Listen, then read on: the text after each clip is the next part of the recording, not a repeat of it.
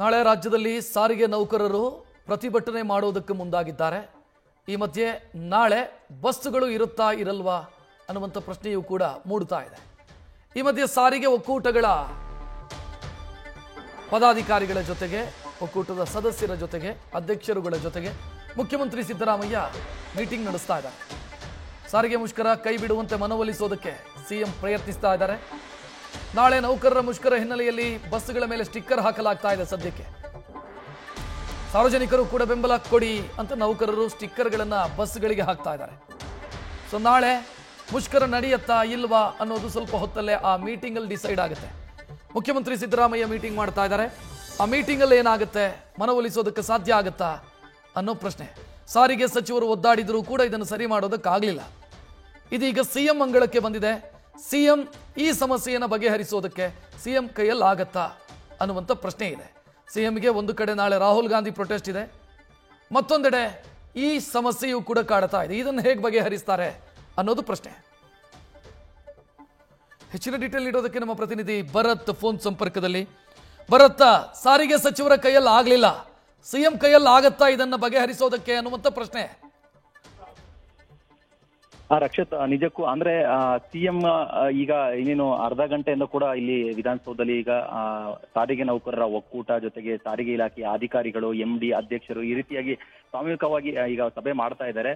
ಸದ್ಯದ ಮಾಹಿತಿ ಪ್ರಕಾರ ಸಿಎಂ ಕೂಡ ಈಗ ಈ ಅವರ ಬೇಡಿಕೆಗಳನ್ನ ಈಡೇರಿಸೋದಕ್ಕೆ ಒಪ್ಕೊಳ್ತಾ ಇಲ್ಲ ಅನ್ನೋ ಒಂದು ಮಾಹಿತಿನೇ ಸಿಗ್ತಾ ಇದೆ. ಅಂತ ಹೇಳಿದ್ರೆ ನೌಕರರು ಈಗ ನಮಗೆ ನಮ್ಮ ಬೇಡಿಕೆಗಳನ್ನ ಈಡೇರಿಸಲೇಬೇಕು ಅಂತ ಹೇಳಿ ಪಟ್ಟು ಹಿಡಿದು ಕೂತಿದ್ದಾರೆ. ಆದ್ರೆ ಸಿಎಂ ಎಲ್ಲೋ ಒಂದ್ ಕಡೆ ಹಿಂದೇಟ್ ಆಗ್ತಾ ಇದ್ದಾರೆ ಅಂತೇಳಿ, ಅಂದ್ರೆ ಆರ್ಥಿಕವಾಗಿ ಒಂದಿಷ್ಟು ಸಾರಿಗೆ ಇಲಾಖೆ ಆಗ್ಲಿ ಅಥವಾ ಆರ್ಥಿಕ ವ್ಯವಸ್ಥೆ ಕೂಡ ಒಂದಿಷ್ಟು ವ್ಯತ್ಯಾಸದಲ್ಲಿ ಇರೋದ್ರಿಂದ ಸದ್ಯಕ್ಕೆ ಈ ಬೇಡಿಕೆಗಳನ್ನ ಈಡೇರಿಸೋದಕ್ಕೆ ಕಷ್ಟ ಆಗುತ್ತೆ. ಹಾಗಾಗಿ ಇನ್ನಷ್ಟು ನಮಗೆ ಕಾಲಾವಕಾಶ ಬೇಕು ಅಂತೇಳಿ ಸಿಎಂ ಅವರು ಕೂಡ ಈಗ ಮನವರಿಕೆ ಮಾಡುವಂತ ಕೆಲಸ ಮಾಡ್ತಾ ಇದ್ದಾರೆ. ಆದ್ರೆ ಸಾರಿಗೆ ನೌಕರರು ಪಟ್ಟು ಬಿಡ್ತಾ ಇಲ್ಲ.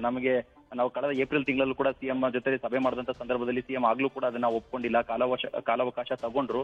ಆದ್ರೆ ಅಂತಿಮ ಕ್ಷಣದವರೆಗೂ ನಾವು ವೆಯ್ಟ್ ಮಾಡಿದೀವಿ, ಆಗ್ಲೂ ಕೂಡ ಸಿಎಂ ಒಪ್ಕೊಂಡಿಲ್ಲ. ಸೊ ಹಾಗಾಗಿ ಈ ಸಲ ನಾವು ಯಾವುದೇ ಕಾರಣಕ್ಕೂ ನಾವು ಹಿಂದೆ ಸರಿಯೋದಿಲ್ಲ ಅಂತೇಳಿ ಒಂದು ಪಟ್ಟಣ ಹಿಡಿದು ಈಗ ಕೂತಿರುವಂತದ್ದು.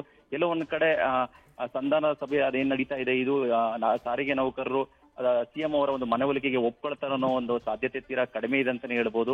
ಯಾಕಂತ ಹೇಳಿದ್ರೆ ಅಧಿಕಾರಿಗಳ ಮಟ್ಟದಲ್ಲಿ ಸಭೆ ಆದಾಗ್ಲೂ ಕೂಡ ಸಾರಿಗೆ ನೌಕರರು ಕೈ ಬಿಟ್ಟಿದ್ರು. ಜೊತೆಗೆ ಸಾರಿಗೆ ಇಲಾಖೆಯ ಸಚಿವರು ಕೂಡ ರಾಮಲಿಂಗಾರೆಡ್ಡಿ ಅವರಿಗೂ ಪ್ರತ್ಯೇಕವಾಗಿ ಸಭೆನ ಮಾಡಿದಂತ ಸಂದರ್ಭದಲ್ಲೂ ಕೂಡ ಸಾರಿಗೆ ನೌಕರರು ಒಪ್ಕೊಂಡಿರಲಿಲ್ಲ. ಈಗ ಅಂತಿಮ ಕ್ಷಣದಲ್ಲಿ ಈಗ ಸಿಎಂ ಅವರ ಒಂದು ಲಾಸ್ಟ್ ಪ್ರಯತ್ನ ಅಥವಾ ಕೊನೆ ಪ್ರಯತ್ನ ಅಂತ ಹೇಳಿದ್ರೆ ಅದನ್ನ ಕೂಡ ಈಗ ಮಾಡ್ತಾ ಇರುವಂತದ್ದು. ಸೊ ಹಾಗಾಗಿ ಈ ಸಲ ಏನಾದ್ರು ಸಿಎಂ ಅವರ ಮಾತಿಗೆ ಸಾರಿಗೆ ನೌಕರರು ಒಪ್ಕೊಳ್ತಾರ ಅನ್ನೋದನ್ನ ನಾವು ಕಾದ್ ನೋಡ್ಬೇಕಾಗಿದೆ. ಸದ್ಯ 25 ನಿಮಿಷದಿಂದ 30 ನಿಮಿಷಗಳಿಂದ ಕೂಡ ಈಗ ಮೀಟಿಂಗ್ ನಡೀತಾ ಇದೆ. ಸೊ ಸದ್ಯಕ್ಕೆ 2 ಬೇಡಿಕೆಗಳು, ಪ್ರಮುಖ ಬೇಡಿಕೆಗಳೇನಿದೆ, 38 ತಿಂಗಳ ವೇತನ ಹಿಂಬಾಕಿ ಹಣ ಜೊತೆಗೆ ವೇತನ ಪರಿಷ್ಕರಣೆಗೆ ಸಂಬಂಧಪಟ್ಟಂತೆ ಎರಡರಲ್ಲಿ ಯಾವ್ದಾದ್ರು ಒಂದು ಬೇಡಿಕೆಯನ್ನಾದ್ರೂ ಈಡೇರಿಸಿ ಅನ್ನೋದನ್ನ ಪಟ್ಟಿಡಿದು ಕೂತಿದ್ದಾರೆ ಈಗ ಸಾರಿಗೆ ನೌಕರರು. ಹಾಗಾಗಿ ಸಿಎಂ ಈಗ ಆರ್ಥಿಕ ಇಲಾಖೆ ಅಧಿಕಾರಿಗಳ ಒಂದು ಸಲಹೆಯನ್ನ ಪಡಿತಾ ಇದ್ದಾರೆ. ಅಂದ್ರೆ ಈಗಿನ ಸಿಚುವೇಶನ್ ನಲ್ಲಿ ನಾವು ಇದನ್ನ ಈಡೇರಿಸಬಹುದಾ, ಅವರಿಗೆ ಭರವಸೆ ಕೊಡಬಹುದಾ ಅನ್ನೋದಕ್ಕೆ ಆರ್ಥಿಕ ಇಲಾಖೆಯ ಅಧಿಕಾರಿಗಳ ಬಳಿ ಮಾಹಿತಿನ ತಗೊಳ್ತಾ ಇದ್ದಾರೆ. ಏನಾದ್ರು ಚಾನ್ಸಸ್ ಇದೆಯಾ ಅಂತ. ಯಾಕಂತ ಹೇಳಿದ್ರೆ ಸಾಕಷ್ಟು ಹಣ ಬೇಕಾಗುತ್ತೆ. ಯಾಕಂದ್ರೆ ಶಕ್ತಿ ಯೋಜನೆಯಲ್ಲಿ ಈಗಾಗಲೇ ಉಚಿತ ಟಿಕೆಟ್ ಕೊಡೋದ್ರ ಮುಖಾಂತರ ಸಾಕಷ್ಟು ಹೊರೆಯನ್ನ ಅನುಭವಿಸ್ತಾರಂತ ಸಾರಿಗೆ ಇಲಾಖೆ. ಈ ಕ್ಷಣದಲ್ಲಿ ಏನಾದರೂ ಸಾರಿಗೆ ನೌಕರರ ಒಂದು ಬೇಡಿಕೆ ಅಥವಾ ಅವರ ಒಂದು ಏನು ಬೇಡಿಕೆಗಳಿದೆ ಅದನ್ನ ಈಡೇರಿಸಕ್ಕೆ ಹೋದ್ರೆ ಖಂಡಿತವಾಗಿ ಆರ್ಥಿಕವಾಗಿ ಒಂದಿಷ್ಟು ಸಮಸ್ಯೆಗಳಾಗುತ್ತೆ ಅನ್ನೋದ್ರ ಬಗ್ಗೆ ಗಂಭೀರವಾಗಿ ಚರ್ಚೆನ ಮಾಡ್ತಾ ಇದ್ದಾರೆ. ಸದ್ಯದ ಮಟ್ಟಿಗೆ ರಕ್ಷತ್, ಸಭೆಯಲ್ಲಿ ಎಲ್ಲೋ ಒಂದ್ ಕಡೆ ಸಾರಿಗೆ ನೌಕರರು ಪಟ್ಟು ಬಿಡ್ತಾ ಇಲ್ಲ. ಅವರು ತಮ್ಮ ಈ ಮೀಟಿಂಗ್ ನಲ್ಲಿ ಮೇಲುಗೈ ಸಾಧಿಸಲೇಬೇಕು ಅಂತೇಳಿ ಪಟ್ಟು ಹಿಡಿದು ಕೂತಿರುವಂತದ್ದು. ಸೊ ಹಾಗಾಗಿ ಸಿಎಂ ಏನಾದ್ರು ಕೊನೆ ಕ್ಷಣದಲ್ಲಿ ಅಂತ ಹೇಳಿದ್ರೆ ಈಗ ರಾಹುಲ್ ಗಾಂಧಿ ಅವರು ಬೆಂಗಳೂರಿನಲ್ಲಿ ಪ್ರತಿಭಟನೆ ಹಮ್ಮಿಕೊಂಡಿದ್ದಾರೆ. ಸೊ ಹಾಗಾಗಿ ರಾಷ್ಟ್ರೀಯ ನಾಯಕರ ಎದುರುಗಡೆ ಈ ರೀತಿಯಾಗಿ ಒಂದು ಸಾರಿಗೆ ಇಲಾಖೆ ನೌಕರರು ಪ್ರತಿಭಟನೆ ಮಾಡಿದ್ರೆ ಎಲ್ಲೊಂದ್ ಕಡೆ ಸರ್ಕಾರಕ್ಕೆ ಜೊತೆಗೆ ಸಿಎಂ ಅವ್ರಿಗೂ ಕೂಡ ಒಂದು ಮುಜುಗರ ಉಂಟಾಗ್ಬಿಡುತ್ತೆ ಅನ್ನೋ ಒಂದು ನಿಟ್ಟಿನಲ್ಲಿ ಏನಾದ್ರು ಸದ್ಯಕ್ಕೆ ಸಾರಿಗೆ ನೌಕರರ ಒಂದು ಮನವೊಲಿಸುವಂತ ಪ್ರಯತ್ನ, ಅಂದ್ರೆ ಇನ್ನಷ್ಟು ದಿನಗಳ ಒಂದು 10 ದಿನ ಅಥವಾ 15 ದಿನಗಳವರೆಗೂ ಕಾಲಾವಕಾಶ ಕೊಡಿ ಅಂತ ಏನೋ ಕೇಳ್ಕೊಳ್ಳುವಂತ ಚಾನ್ಸಸ್ ಇದೆ. ಅದಾದ ನಂತರ ನಮಗೆ ಇನ್ನೊಂದು ಸುತ್ತಿನ ಒಂದು ಮೀಟಿಂಗ್ ಮಾಡೋದ್ರ ಮುಖಾಂತರ ತಮ್ಮ ಬೇಡಿಕೆಗಳೇನಿದೆ ಅದನ್ನ ಹಂತವಾಗಿ ನಾವು ಬಗೆಹರಿಸ್ತೀವಿ ಅಂತೇಳಿ ಅವ್ರನ್ನ ಮನವರಿಕೆ ಮಾಡುವಂತ ಸಾಧ್ಯತೆನೇ ಜಾಸ್ತಿ ಕಾಣ್ತಾ ಇದೆ. ಸದ್ಯಕ್ಕೆ ಮೀಟಿಂಗ್ ನಡೀತಾ ಇದೆ ರಕ್ಷತ್. ಇದರ ಒಂದು ಇನ್ನೊಂದು ಕೆಲವೇ ಕ್ಷಣಗಳಲ್ಲಿ ಇದರ ಒಂದು ಅಂತಿಮ ನಿರ್ಧಾರ ಏನಾದ್ರು ಕೂಡ ಗೊತ್ತಾಗುತ್ತೆ ರಕ್ಷತ್. ಥ್ಯಾಂಕ್ ಯು ಭರತ್, ಮಾಹಿತಿ. ನ್ಯೂಸ್ ಫಸ್ಟ್ ನಿರ್ಭೀತಿಯಿಂದ ನಿಮ್ಮ ಪರವಾಗಿ.